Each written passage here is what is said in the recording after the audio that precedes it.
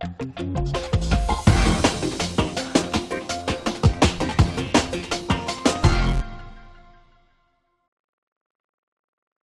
of the hallmarks of successful entrepreneurs is passion. When Charles Gaku, the founder of Air Travel and Related Studies Center, was taken on a tour by his grandfather, he gained passion for the tourism and hospitality industry. He was only 6 years old at the time. His grandfather was a tour guide, and the younger Gaku dreamt of becoming one too. Gaku's childhood home was next to a road. Consequently, he often watched as tourists were driven to Mount Kenya region when the tourism industry was thriving. My name is Charles Gaku. I'm from Air Travel and Related Studies Center. This is an institution, a college based in Karen in Nairobi. And, we offer a variety of programs in the fields of travel and tourism, as well as hospitality. We offer courses in food production and hotel management. Under travel and tourism, we offer programs in travel and tourism itself, air cargo, and cabin crew, what you normally call the air hostess or flight attendants. In addition to that, we offer programs also in tour guiding for those who want to become guides, showing off our country to visitors from all over the world. And besides that, we also offer languages so that the persons or the students that we teach are complete. Languages here include French, German, Spanish, Italian, Arabic. These are drawn from Kenya's main source market for tourism. I'm 48 years old, married with one child. I happen to have a very interesting history.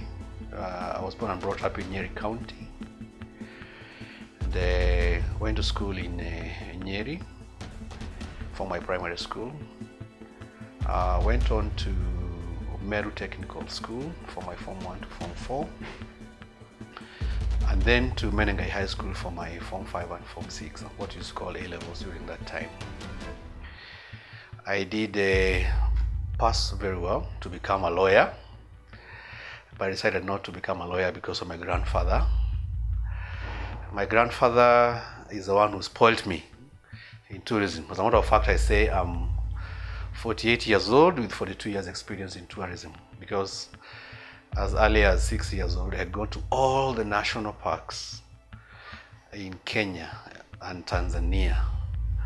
Name them: Masai Mara, Amboseli, Tsavo. I'd gone to Ngorongoro, Lake Manyara, Tarangire, Serengeti, all those, courtesy of my grandfather, simply because this is a person who was a very dedicated tour guide, and he would get me a lift over my December holidays when he had a few clients, and we'd go and visit the country, and that is how it was set.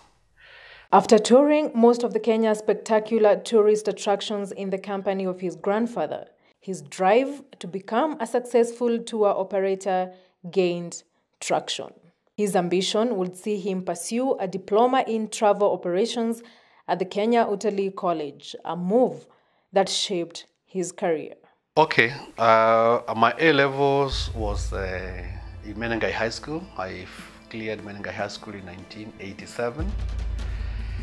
And Menengai High School, as you know, those days, and I still believe today, was a sporting school.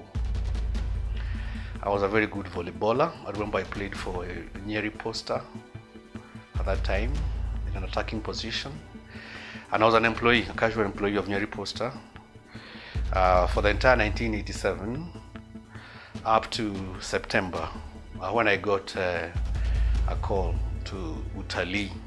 So I joined Utalii in September 1988 all the way to October 1990, where I decided to travel, where I decided to train in travel and tourism. It was a 2-year program. I obtained my diploma in travel and tourism. And I remember one statement on the day of graduation. It was that we should consider ourselves very lucky because out of 180 of us who were graduating at that time, we were picked from 75,000 different applicants.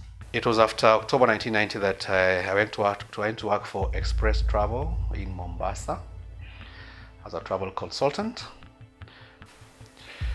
So my biashara mind told me that I should then start off a school.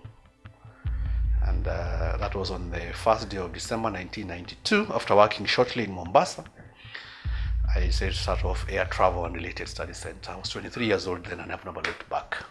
After college, Gaku ventured into teaching as a part-time job to supplement his income as a reservations executive in a Mombasa travel firm. Little did he know that he would one day become a major player in the travel and tourism industry. He says he abandoned his work at a travel firm in Mombasa when he realized that his part-time job as a lecturer paid far much better than his full-time employment. Years later, he got more than that. He established an institution that could equip more professionals with hands-on skills in the tourism and hospitality industry. His entrepreneurial journey kicked off in 1992 when he started Air Travel and Related Study Center, a small college near the noisy Globe roundabout of Ngara. I was teaching in a nearby college during my free time, that is travel and tourism. I would teach over lunchtime, I would teach after 5 o'clock. This is where I got the information, this is where I got the bug to teach and impact all that I had learned, because guiding actually is all about teaching. And decided to then quit my job 2 years later and start Air Travel and Related Study Center. So on the first day of December, I moved to Nairobi and I got started with the school.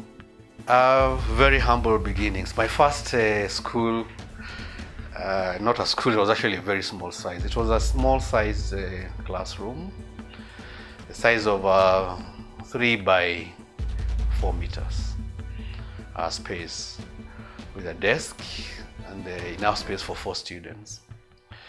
It was at a building called Trishul Towers. Trishul Towers is at the Globe Cinema roundabout, if you remember that as you go down. As I proceeded in 2 years' time, I got an extra room nearby, actually an adjacent room, and I could now fit in 17 different students. I was only offering one course, travel operations, and I must say that the students that I was teaching right from the first lot performed very well. I did manage to get them good jobs with international airlines, Kenya Airways, Ethiopian Airlines, KLM. I remember one went to KLM at that time. Lufthansa was flying in that time, and British Airways. So those were good jobs. I also remember I got 2 or 3 of them as time progressed to go and work abroad for Kenya Airways office, I think in Jeddah or Riyadh. And these are the students who fetched me more. Gaku says he remains grateful to his first lot of 4 students who were referred to him by his former lecturers and classmates at Utalii. Actually, I started off with 4 students. I remember there were 3 men, 3 boys and 1 young girl. Had to know where they came from, but I suspect that they had heard about my good teachings back in Mombasa. But I must say that the hugest way that I get students is through referral business. 50% of my students are referred by other students. As a matter of fact, I've taught sisters, I've taught brothers, I've taught parents who eventually brought me daughters and sons to teach. And because of the records that we have, and because of the absorption capacity and the rate at which our students are absorbed in the industry, it has not been a problem building on the numbers. And what propelled that number was the performance. As I mentioned, when they start for the exams and for information, we do not have, until today, we don't have any local examinations. Our exams come from International Air Transport Association. It's a body based in Montreal, in Canada. This body is responsible for all the airlines of the world. It's actually made up of member airlines. They are the ones who come up with the syllabus that we teach our students. At the same time, they're the ones who review the syllabus periodically to ensure that it continues to be relevant. They're the same body that ensures at the same time that they moderate and set exams, mark exams, and award. When students are sitting for an examination in my college, that examination day, students from all over the world are sitting the same examination, and the exams are sent to Canada for marking. That means that the qualification that they receive is similar across the board. They're able to get jobs anywhere in the world. As a matter of fact, we only train 50% Kenyan students, as I mentioned. The other 50% is international. Students from, as I talk to you now, 10 different nationalities all over the world. The idea is to ensure that we don't saturate our Kenyan market with students. And again, a half of those Kenyan students end up working in the Middle East, in Qatar, in Dubai, in Abu Dhabi, in Amman, in Jordan. We're opening up Lebanon. And of course, we still have little pockets of students working in Europe and the USA. Those who come from other parts of the continent, the other 10 nationalities, they go back home after graduation. And we organize with hotel chains and international airlines back at home, where they eventually secure their internships and their employment. So it's a very well set out operation. As a young entrepreneur, Gaku had to run the show on his own, getting involved in all aspects of the fledgling business. Of course, I could not afford to employ anybody, so I was messenger, I was teacher, I was MD, I was CEO of the school, I was a dean, name it, I was in charge of everything.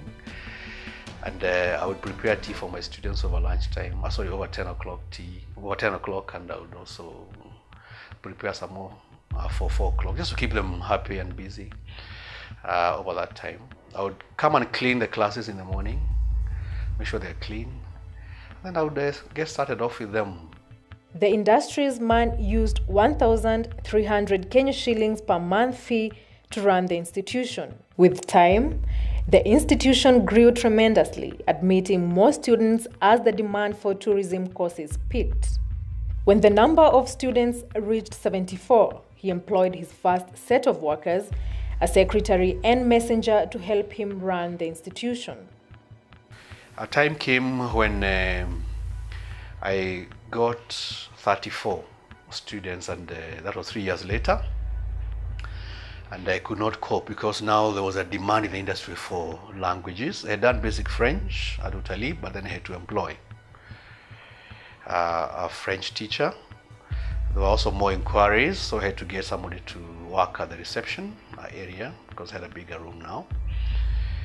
And a time came in 1997 when we jumped up to 70 students. I got an extra 2 lecturers at the time. And time came to move to a new building called Jiwabai Vekaria. Jiwabai Vekaria building is off Tom Mboya, where there is Uchumi. This will be an Uchumi there on Taveta Road. I had bigger space there, so we had to think of extra courses. So this is the time I introduced tour guiding. I introduced hotel management because we had a small kitchen. I introduced front office operations as well, and food production. And that, of course, came in with employing more lecturers at that time. And our numbers grew to 180 by August 1998, and we had to seek a bigger place.